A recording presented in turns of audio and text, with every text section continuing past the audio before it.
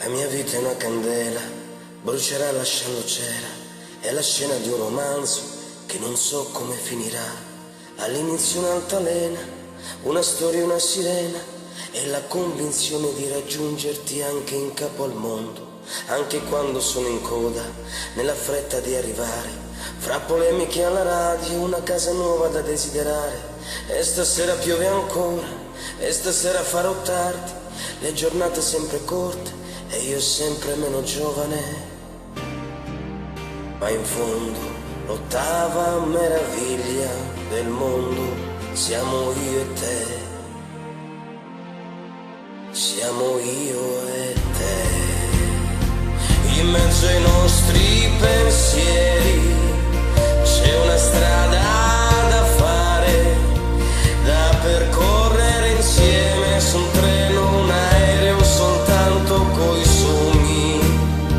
Nei miei occhi l'America, nei tuoi passi l'Oriente, fino a che non cadranno saranno le stelle a inseguire i nostri momenti. C'è una strada nel sempre dove con te voglio andare, per dividere il mondo e poi ricominciare. Un sentiero da esplorare che mi tiene ancora acceso, scivolando sulla noia, tu mi hai rialzato con la gioia.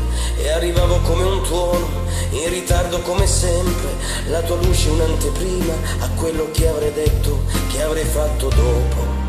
Ma in fondo l'ottava meraviglia del mondo siamo io e te. Siamo io e te.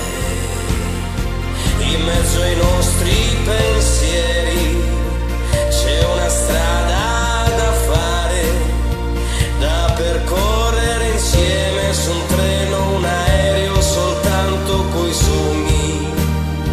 Nei miei occhi l'America, nei tuoi passi l'Oriente, fino a che non cadranno saranno le stelle a inseguire i nostri momenti.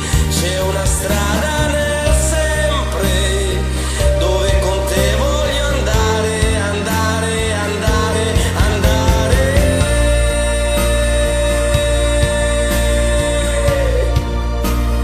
C'è una strada nel sempre dove con te voglio andare, per dividere il mondo e poi ricominciare. Ricominciare.